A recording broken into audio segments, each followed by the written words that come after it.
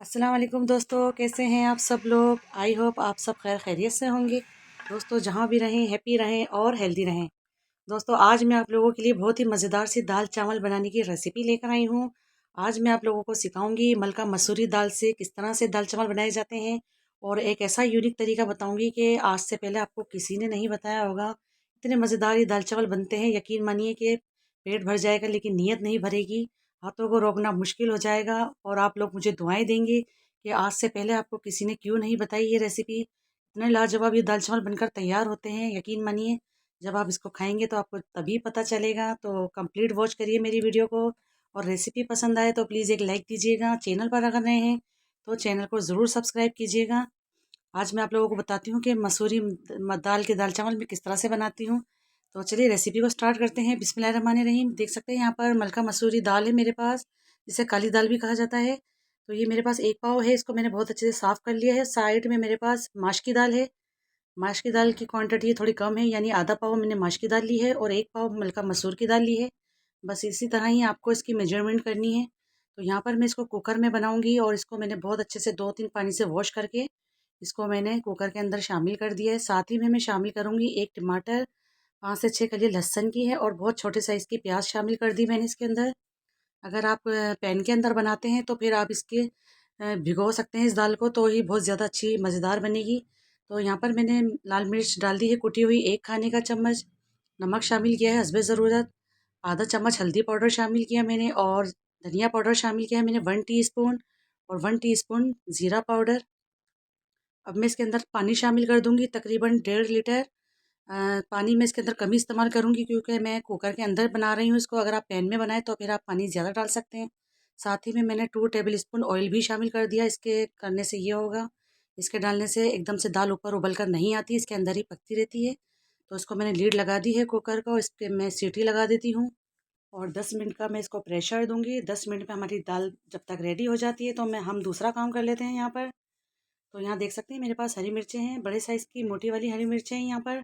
इसको मैंने बीच से चाक कर दिया है, और इसके अंदर जो मुझे बीज नज़र आ रहा था उसको मैंने रिमूव कर दिया है।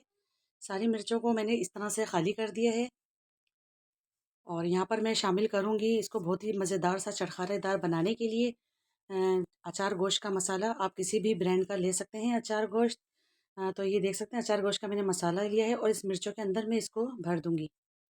बहुत ज़बरदस्त हमारी मिर्चें बनकर तैयार होंगी, जो कि हम इसका तड़का लगाएंगे इस दाल के ऊपर। तो चलिए अब दाल भी हम देख लेते हैं।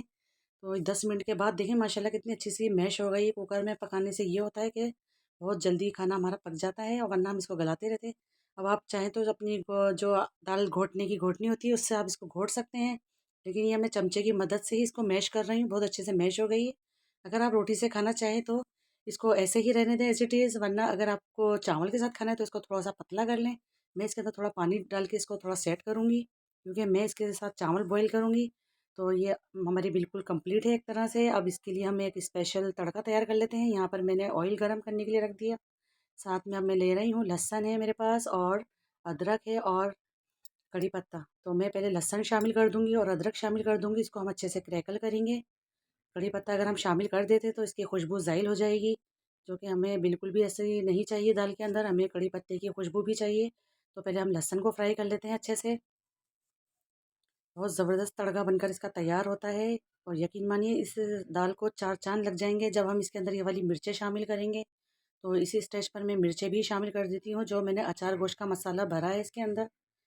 और ऐसा करने से यकीन मानिए बहुत ज़बरदस्त दाल का जायका हो जाएगा।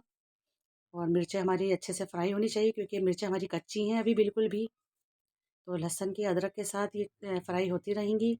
और अब मैंने यहाँ पर कड़ी पत्ता भी शामिल कर दिया है। सारा तड़का मेरा तैयार हो गया है। तो चलिए अब इस दाल में तड़का लगा देते हैं। माशाल्लाह से ये देखें इतना ज़बरदस्त किस्म का ये तड़का इसके अंदर लग चुका है, और यकीन मानिए इतनी बेहतरीन खुशबू आ रही है इसके अंदर से कि मैं आप लोगों को क्या बताऊँ।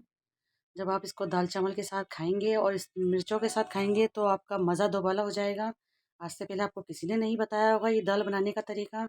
और मैंने यहाँ पर देख लें बॉयल राइस रखे हैं यहाँ पर, सादे चावल मैंने उबाले थे। इसके साथ मैं दाल को सर्व कर रही हूँ। इतना बेहतरीन इसका कॉम्बिनेशन बनता है, और दिन के खाने में तो बहुत ही यमी लगते हैं।